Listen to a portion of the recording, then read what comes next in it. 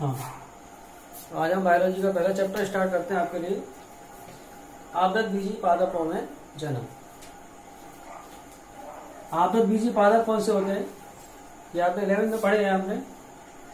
पादपों का वर्गीकरण, जिसमें पादपों का जो वर्गीकरण है उसमें कवक सबसे निम्न वर्ग के पादप होते हैं। उसके बाद शैवाल, ब्रायोफाइटा, टेरिडोफाइटा, जिम्नोस्पर्म और एंजियोस्पर्म। एंजियोस्पर्म को बोलते हैं हम आदत बीजी। इन पादपों के जीवन चक्र में स्पष्ट पीढ़ी एकांतरण पाया जाता है। पीढ़ी एकांतरण यानी इनमें जीवन चक्र में दो अवस्था होती है, बीजाणु उद्भिद। यह अवस्था द्विगुणित होती है, जो जड़, तना तथा पत्ती में विभेदित होती है। दूसरी जो अवस्था होती है वो कहलाती है युग्मकोद्भिद। यह अवस्था अगुणित होती है और यह अल्पजीवी होती है और पूर्ण रूप से बीजाणु उद्भिद पर निर्भर होती है। तो इन पादपों में हम पढ़ेंगे जनन,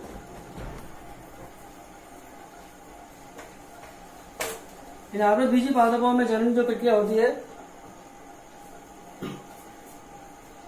ये होता है दो प्रकार से।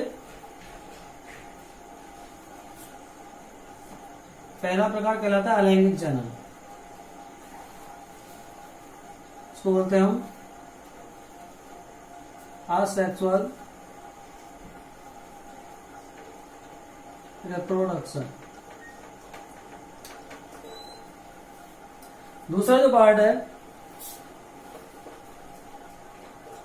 ये कहलाता है लैंगिक जनन।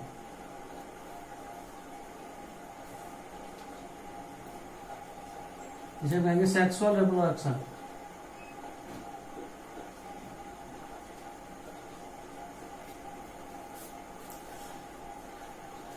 हमें इस चैप्टर में अलैंगिक जनन के बारे में ही पढ़ना है। नेक्स्ट चैप्टर्स में पढ़ेंगे हम आवृत बीजी पादपों में लैंगिक जनन। अलैंगिक जनन क्या है? अलैंगिक जनन ऐसा जनन होता है जिसमें एक ही जनक के द्वारा, एक ही जनक होगा, वो चाहे नर हो सकता है या मादा हो सकता है, एक ही जनक के द्वारा नई संतति की उत्पत्ति हो जाती है। इस जनन में ना तो युग्मक का निर्माण होता है, यानी युग्मक निर्माण जैसी घटना नहीं होती। दूसरी बात, युग्मक निर्माण नहीं होता तो युग्मकों का संलयन भी नहीं होता, जिसे निषेचन भी कहते हैं, यानी युग्मक संलयन भी इनमें नहीं होता। ये दोनों घटनाएं इसमें नहीं पाई जाती। ऐसा जो जनन होगा वो सब कैसा कहलाएगा? अलैंगिक जनन कहलाता है। यानी सीधी सी बात करें दोबारा से, ऐसा जनन जिसमें युग्मक निर्माण तथा युग्मक संलयन के बिना एक ही जनक से नई संतति की उत्पत्ति हो जाए तो उसे हम अलैंगिक जनन कहेंगे। इस प्रकार के जनन में संतति उत्पन्न होती है वो आनुवांशिक रूप से जनक के समान होती है, जनक के समान होती है। और ऐसी संतति को हम एक शब्द नाम देते हैं क्लोन। इन संतति को क्या कहा जाता है? क्लोन कहा जाता है। आनुवांशिक रूप से जनक के समान क्यों होती है? क्योंकि इनमें युग्मक संलयन जैसी घटना नहीं हो रही है, युग्मक का निर्माण नहीं हो रहा है। युग्मक का निर्माण होता है तो अर्धसूत्रण प्रक्रिया होती है इनमें, अर्धसूत्रण नहीं हो रहा तो इनमें जीनों का जो विनिमय होता है वो घटना नहीं होती है। तो युग्मक संलयन और युग्मक निर्माण की अनुपस्थिति होने के कारण ये सारे जो पौधे होते हैं वो आनुवांशिक रूप से जनक के समान होते हैं। अलैंगिक जनन की जो घटना है वो सभी पादपों में होती है, कुछ निम्न वर्ग के जंतुओं में भी पाई जाती है। तो इस चैप्टर में हम डिटेल में अलैंगिक जनन के बारे में पढ़ेंगे। अलैंगिक जनन दो प्रकार का होता है।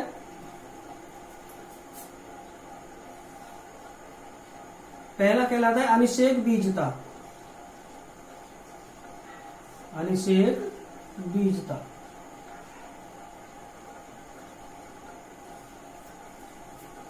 ठीक है। फर्स्ट प्रकार का जनन होगा अलैंगिक जनन, इसको क्या बोलेंगे हम? अनिषेक बीजता। इसको इंग्लिश बोलते हैं हम एगेमोस्पर्मी।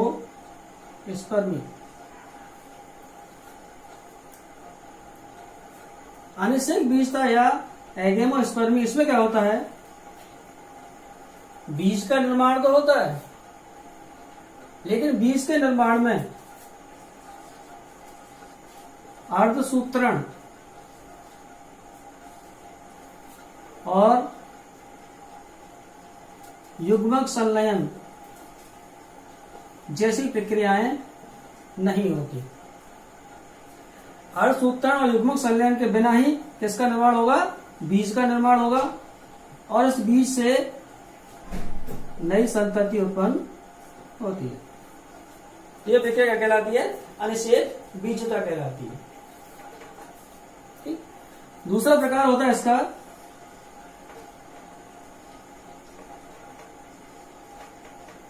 कायिक प्रवर्धन।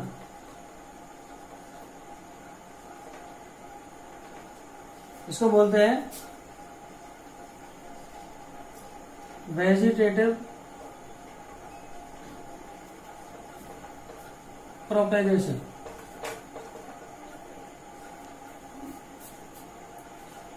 कायिक प्रवर्धन में क्या होता है?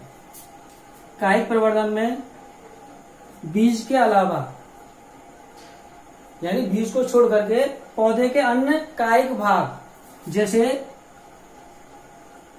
जड़ है, तना है, पत्ती है, जड़, तना, पत्ती के द्वारा नया पादप विकसित हो जाता है। तो यह प्रक्रिया कायिक जनन या कायिक प्रवर्धन कहलाती है। ठीक है। इसमें बीज का भाग, बीज हिस्सा नहीं लेता है। बीज के अलावा पौधे की या तो जड़ से नया पौधा उत्पन्न हो जाएगा, या तने से नया पौधा उत्पन्न हो जाएगा, या पत्ती से नया पौधा उत्पन्न हो जाता है। तो ये प्रक्रिया क्या कहलाएगी? कायिक प्रवर्धन कहलाती है। कायिक प्रवर्धन में पौधे का जो पार्ट, जैसे हमने बताया जड़ से भी नया पौधा उत्पन्न हो जाएगा, तने से भी हो जाएगा, पत्ती यानी लीफ से भी हो जाएगा। तो जिस पार्ट का उपयोग हम करेंगे, जैसे हमने जड़ का उपयोग किया, तो उस पार्ट को हम क्या बोलेंगे?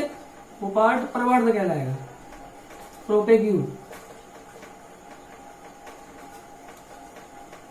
हमने तने का उपयोग किया तो तना प्रवर्ध कहलाएगा, पत्ती का उपयोग किया तो पत्ती हम क्या कहलाएगा?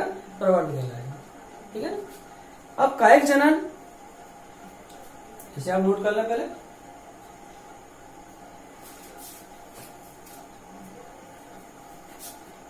पत्ती द्वारा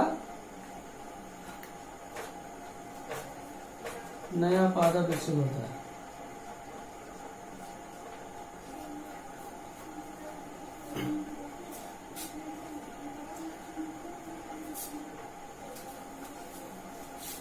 अब पढ़ते हैं कायिक प्रवर्धन हमारा कितने प्रकार का होता है। कायिक प्रवर्धन पादपों में किस प्रकार से होता है, कितने प्रकार का होता है? बहुत सिंपल सरल सा टॉपिक है। कायिक प्रवर्धन,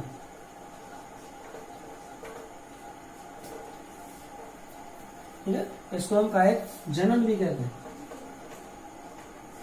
वेजिटेटिव प्रोपेगेशन या वेजिटेटिव रिप्रोडक्शन।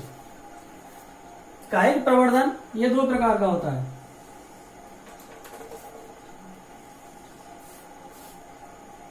पहला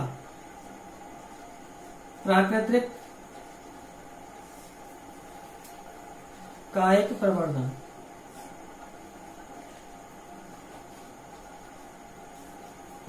ठीक है। और दूसरा प्रकार जो होता है वो कहलाता है हमारा कृत्रिम कायिक प्रवर्धन। यानी सीधा सिंपल सा है, प्राकृतिक कायिक प्रवर्धन में क्या होता है, कुछ पादप ऐसे होते हैं जो प्राकृतिक रूप से कायिक जनन करते हैं, तो उसे हम बोलेंगे प्राकृतिक कायिक प्रवर्धन। और जब कायिक प्रवर्धन को हम मानव तकनीकी द्वारा विकसित करें, कायिक प्रवर्धन में मानव तकनीकियों का उपयोग करें, तो उसको हम क्या बोलेंगे, कृत्रिम कायिक प्रवर्धन कहते हैं। प्राकृतिक रूप से कायिक प्रवर्धन तने द्वारा होता है,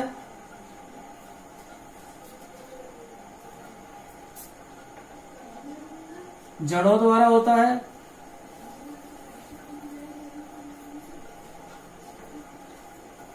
पत्तियों द्वारा होता है।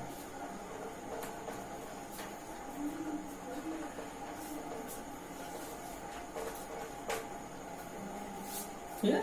और चौथी संरचना और होती है जड़ नामों द्वारा। तो पहले हम स्टडी करते हैं तने द्वारा कायिक प्रवर्धन किस प्रकार से होता है। देखिए 11th क्लास में आपने कई प्रकार के तने के रूपांतरण पढ़े हैं, जैसे कंद है, ट्यूबर, प्रकंद है, राइजोम। इसका एग्जांपल होता है आलू, पोटैटो। इसमें आती है अदरक, शलकंद, इसको बोलते हैं बल्ब। इसमें आते हैं प्याज, लहसुन। ठीक है। चौथा रूपांतर होता है घनकंद, इसको बोलते हैं कॉर्न। इसमें आती है अरबी, केसर। ये सभी भूमिगत रूपांतरण है।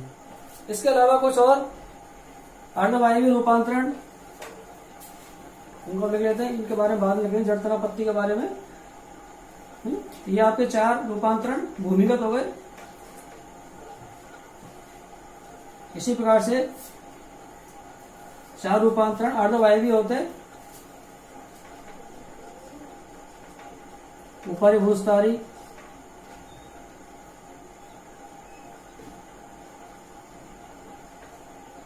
अंतः भूस्तारी। ये सभी आपने 11th क्लास में पढ़े हैं। ऊपरी भूस्तारी, अंतः भूस्तारी। ठीक है। भूस्तारी या भूस्तारिका, इसको बोलते हैं रनर। ये शकर कहलाता है। इसे होता है भूस्तारिका, इसको बोलते हैं ऑफसेट। चौथा होता है भूस्तारी, इसको बोलते हैं स्टोलन। स्टोलन। रनर में एग्जांपल आता है दूब घास। अंतः भूस्तारी, पुदीना।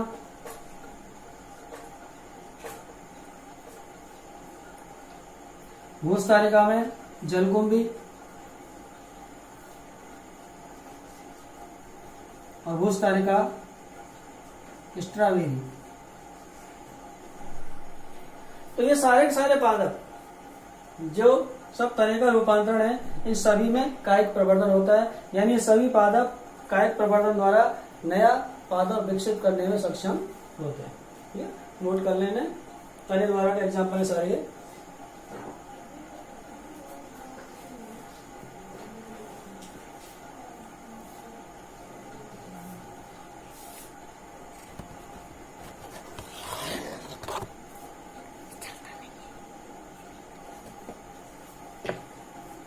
नेक्स्ट अगला आ जाते हैं। तना हो गया हमारा प्राकृतिक कायिक प्रवर्धन चल रहा है, कृत्रिम को हम बाद में पढ़ेंगे।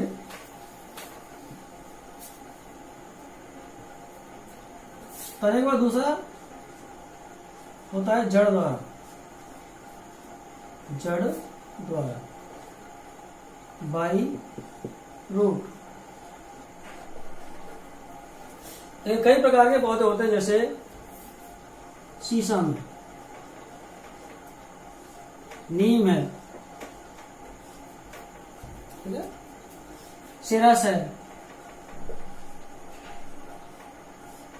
चमेली है। इन सभी पादपों की जड़ों से प्रनोह विकसित हो जाते हैं और उनसे नया पादप विकसित हो जाता है। कुछ पादप जो होते हैं उनमें कंदीय मूल पाई जाती है। कंदीय मूल जैसे शकरकंद है, इनमें कंदीय मूल पाई जाती है। इनमें अपस्थानिक कलिकाएं पाई जाती हैं जो नया पादप विकसित कर लेती हैं। तो ये सारे अगर हमने इसके अलावा इसमें और तरह आता है एस्पेरेगस है। तो ये सारी जड़ें नया पादप विकसित करने में सक्षम होती हैं, कायिक प्रवर्धन करती है। तीसरा होता है पत्ती द्वारा।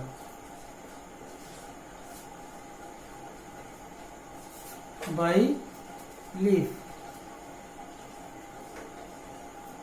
प्राकृतिक रूप से पत्ती द्वारा कायिक प्रवर्धन दो ही प्लांट में पाया जाता है। एक तो होता है ब्रायोफिल्लम, जिसे हम सामान्य भाषा में पत्थर चट्टा भी बोलते हैं।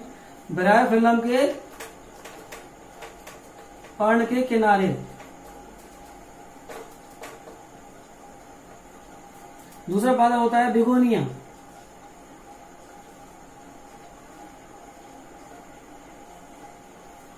बिगोनिया में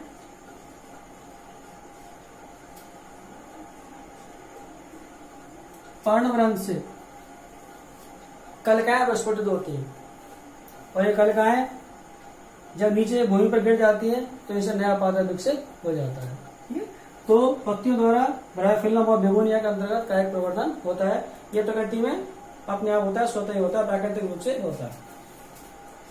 चौथा होता है जननांगों द्वारा।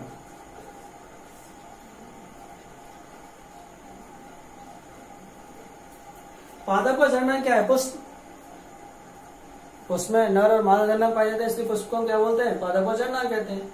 लेकिन कभी कभी क्या होता है, जब पादप का पुष्प परिवर्तित होता है तो पुष्प के परिवर्तन के स्थान पर एक बहुकोशीय संरचना परिवर्तित हो जाती है, जिसको बोलते हैं हम पत्र प्रकलिका। क्या बन जाती है? पत्र प्रकलिका बन जाती है। पुष्प नहीं बनता, पुष्प की जगह पर क्या बन जाता है? पत्र प्रकलिका बन जाती है। और जब ये पत्र प्रकलिका जमीन पर गिर जाती है, भूमि पर गिर जाती है, तो अंकुरित होकर के नया पादप बना लेती है। ठीक है, इस प्रकार का जनन मिलता है अगेव जैसे पादपों में ये पत्र प्रकलिका द्वारा या जननांगों द्वारा कायिक जनन पाया जाता है। ठीक है, तो ये इस प्रकार से आपका आवृत बीज पादपों में जनन के अंतर्गत हमने आपको बताया कि यहाँ तक अलैंगिक जनन।